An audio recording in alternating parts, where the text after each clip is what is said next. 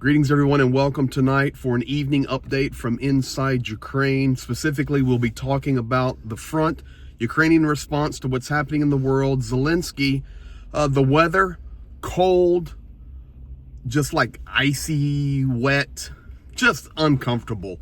And additionally, for a lot of you guys, you keep asking where I'm at. That's okay to ask. So tonight I'm going to tell you where I'm at. If you look at the map of Ukraine, I am somewhere between the cities of Chop and Siversk.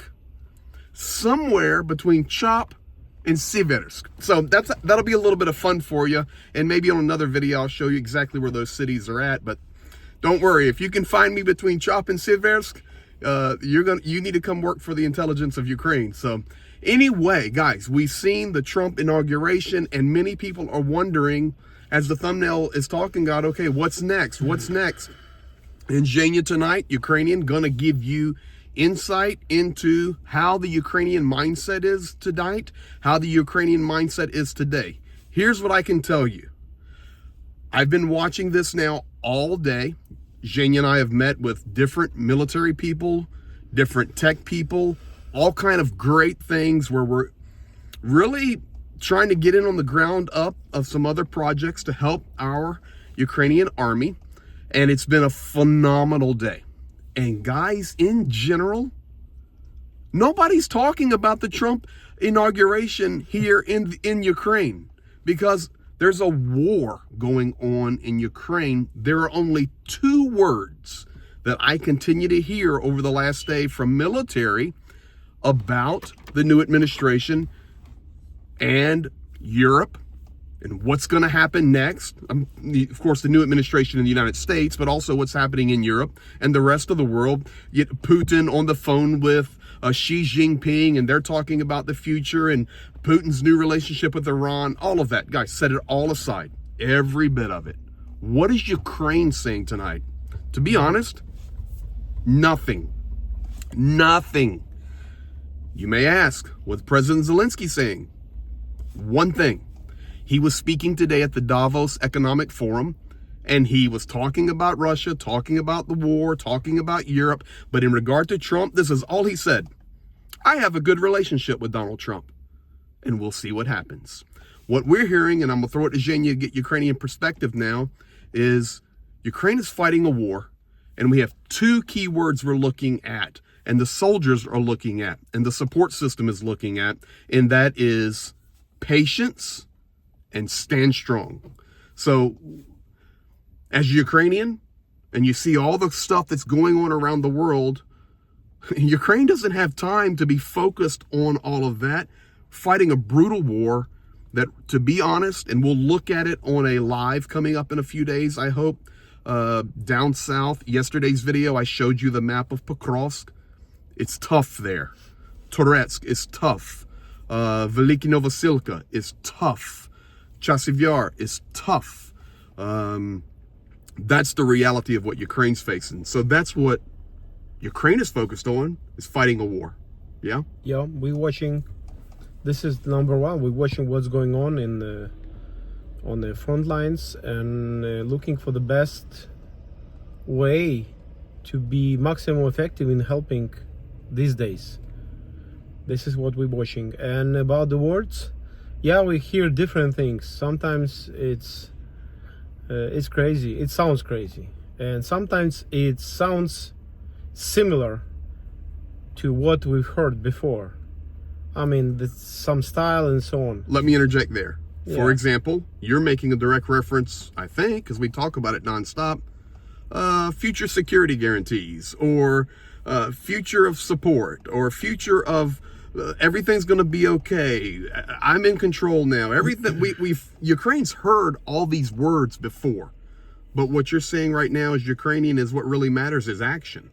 Yeah, this is why. I mean, really good news from today, seeing how our guys doing their maximum and even more to make Ukraine strong. Military-wise. Military-wise. Honestly, guys, we had some really incredible meetings today. And I don't know about you, but it encouraged me in what we saw. We just, we've got good relationships, and we have access to different things we could never share with you until way after the fact.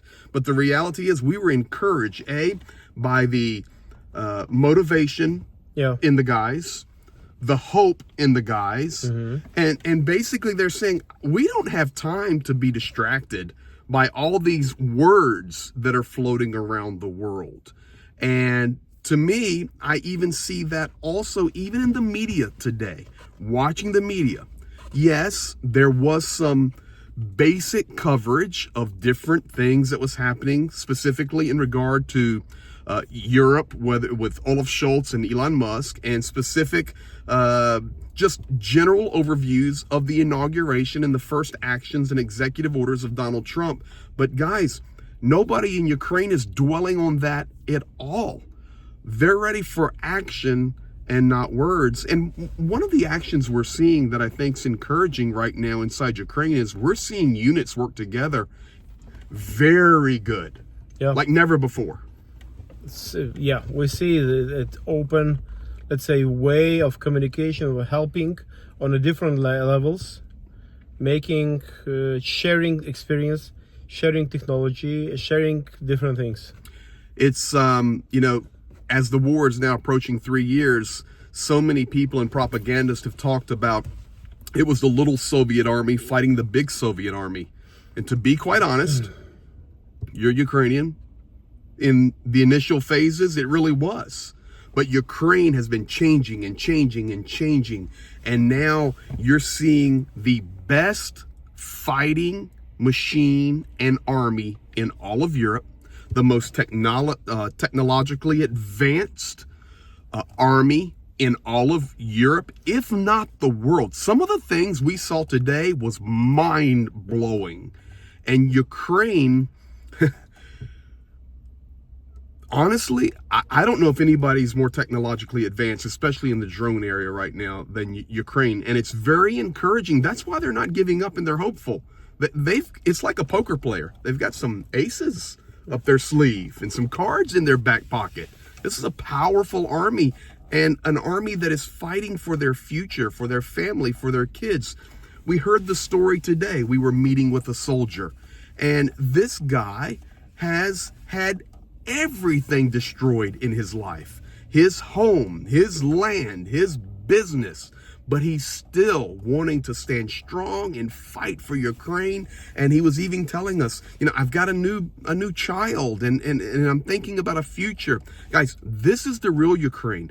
So not focused on all the chatter, but focused on reality. Yeah. And we heard the words, and even now when we hear the words, Putin wants a peace. They bring in a peace, and in reality, they selling the soldiers and the missiles. We answer to the action, and we're preparing an action. I will tell you right now, if peace is leveling a nation to the ground, meter by meter, then that's not the peace the world needs. And Ukraine standing strong, I just believe being hopeful and patient that as leadership in the world changes, they will recognize that it's actually not peace, but it's evil that's coming. I will look close with you guys with footage from like satellite, how I show you with the maps and Google and all these things. But I can tell you right now, I've got some new video and new footage out of Pokrovsk, for example. And let me get our light back on here. Pokrovsk, for example, and it's right in the center, the very center street. And this is public information. You can go Google it anywhere. The main center street there has some shops and some cafes, and there was an ATB grocery store. It's all public. It's no big deal as far as the information. But in the last 24 hours, those areas, this apartment building, these shops where Zhenya and I have actually sat and ate pizza, is now destroyed. It was the same exact location, burned out, destroyed. So if that is what peace looks like, if that is what liberation looks like, and the world now, as it is transitioning to a new era, let's be honest, with Donald Trump, it's just facts. If this is what they swallow and believe, then we're in trouble. We're in trouble. Not Ukraine. I'm just talking the globe.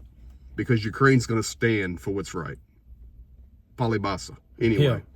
Palibasa means anyway. It's going to stand for it.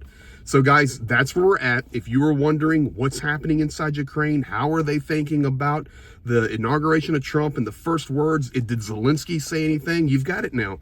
And you get it directly from a Ukrainian. We're standing strong. Thank you, guys. Until the victory. Thank you. Until the victory. Thank you for your support. We've got some really cool things coming in the pipeline. And once again, your homework assignment. See if you can find where's Waldo. Actually, where's Greg and Zhenya? Somewhere between Chop and Siversk. I hope you have fun looking at the map. 2 unique places there. I'll just tell you, one's in the west and one's in the east. So have fun looking. It's a lot of fun to study maps. Be blessed, and we'll be back.